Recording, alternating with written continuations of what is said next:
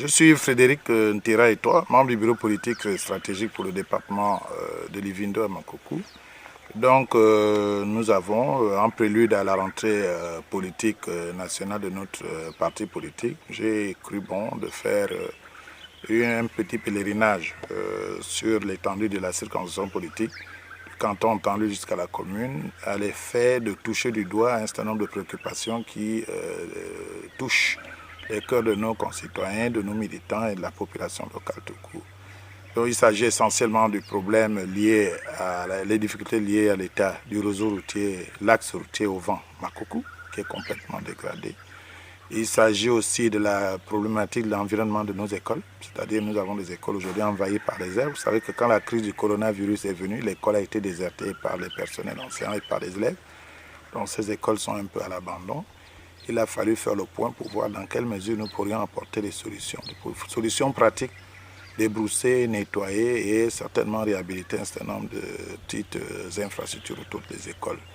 De même qu'autour de ces écoles, il y a une situation inédite qui a perduré. Nos écoles ici n'ont pas de latrines et des enfants et des corps enseignants sont comme ça un peu à l'abandon par rapport à cette réalité. Bon. Et d'autre part, je suis arrivé à Makoko, centre, rentré en contact d'abord pour des civilités avec le président du conseil départemental du Vindo, M. Mvio Koveteri. Et nous nous sommes déportés du côté de la SEG, du siège de la SEG locale, parce que, effectivement, comme tout le monde le sait, depuis un bon bout de temps, Makoko fait l'objet de délestages récurrents. Et à l'effet du contact avec les responsables de la SEG de Makoko, nous est revenu donc. Il s'agit de la vétusté d'un certain nombre de logistique, de groupes essentiellement.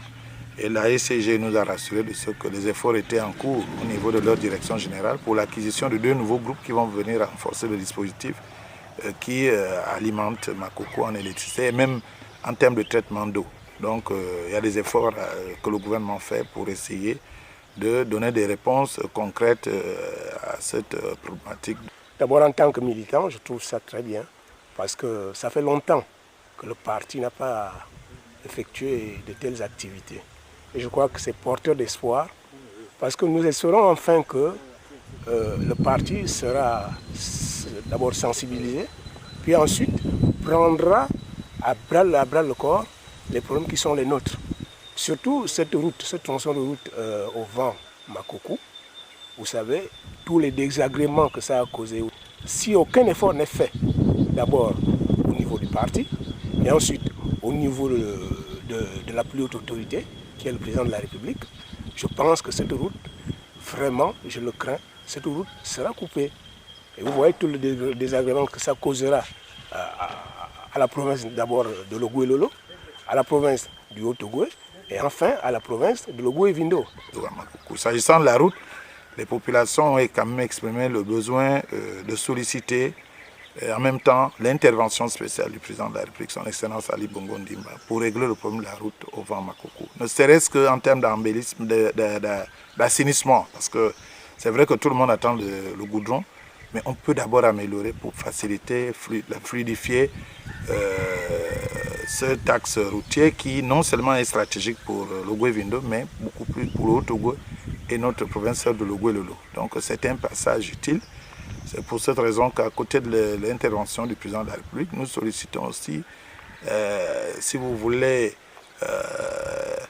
la facilitation spéciale du coordinateur général des affaires présidentielles et du gouvernement lui-même pour faire en sorte que vraiment une solution soit trouvée de façon à ce que les pluies qui arrivent, qui menacent déjà, ne puissent pas une fois encore couper cette route qui a déjà causé beaucoup de tort à des usagers et aux populations. Souvenez-vous du bourbier à Liville, ou ex-Nsenkele il y a quelque temps.